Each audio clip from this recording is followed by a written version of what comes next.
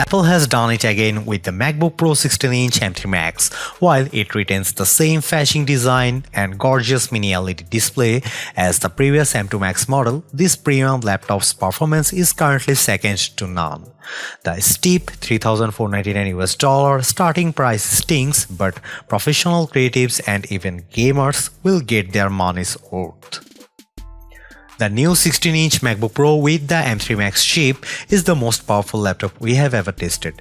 I know I said that about the MacBook Pro 16-inch with the M2 Max processor released earlier this year, but Apple has outdone itself once more with this monstrous notebook. It's easily one of the best MacBooks yet. Other than the new space black color that diminishes fingerprints, the latest MacBook Pro 16-inch is virtually identical to previous models.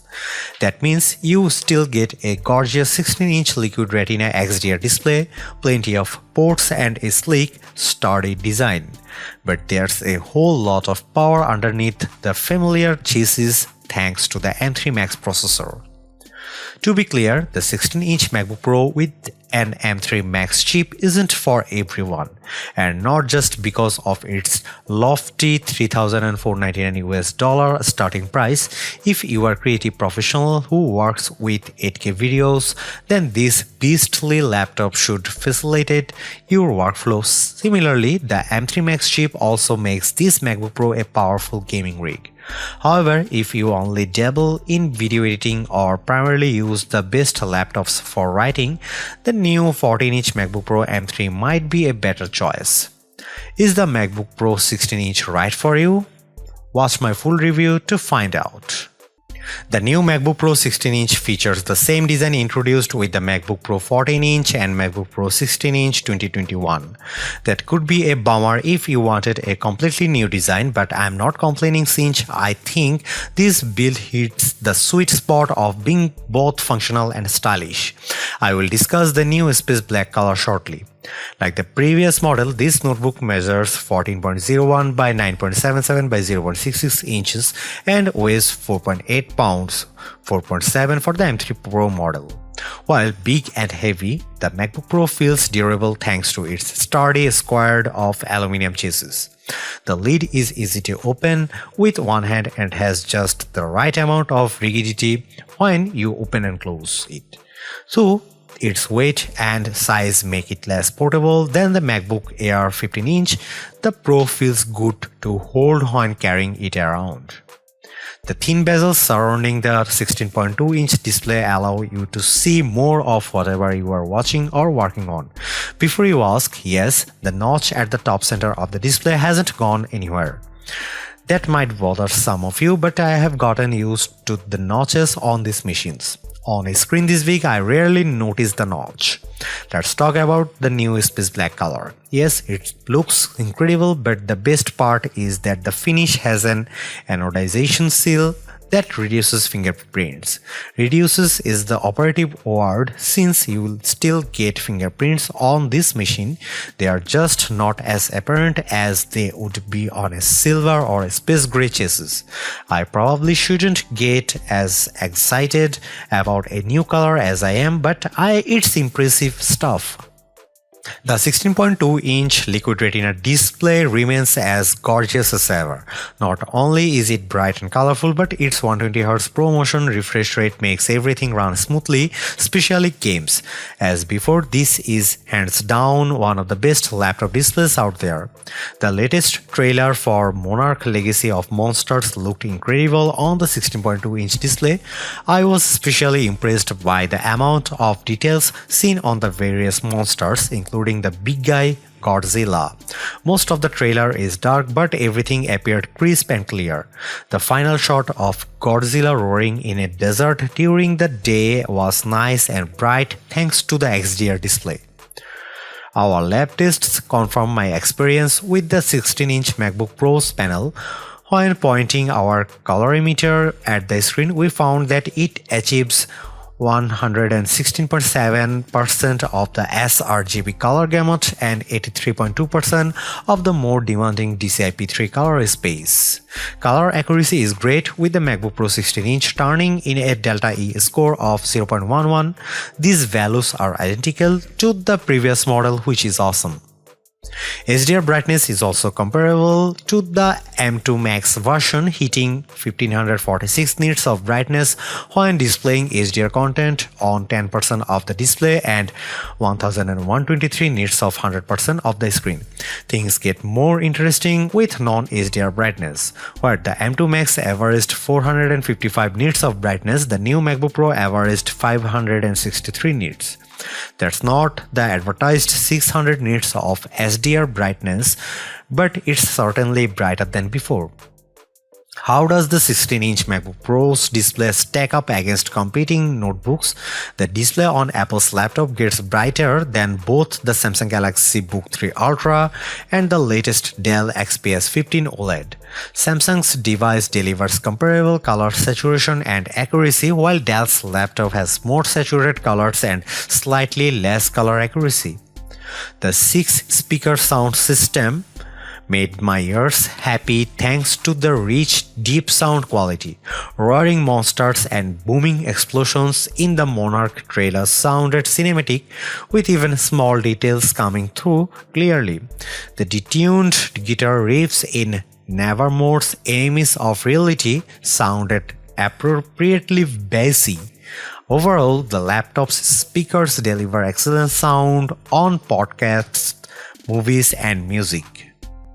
Port selection remains the same as the two previous 14 and 16-inch MacBook Pros.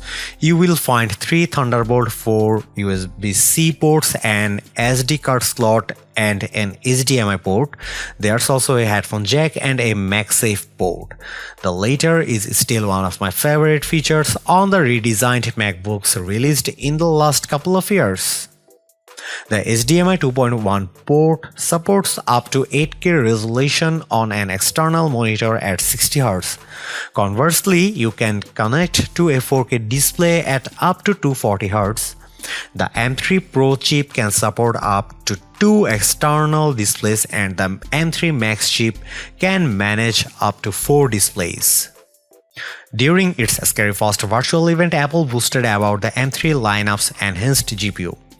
All M3 chips now feature dynamic caching, which allocates the use of local memory in hardware in real time and only uses the exact amount of memory needed for specific tasks.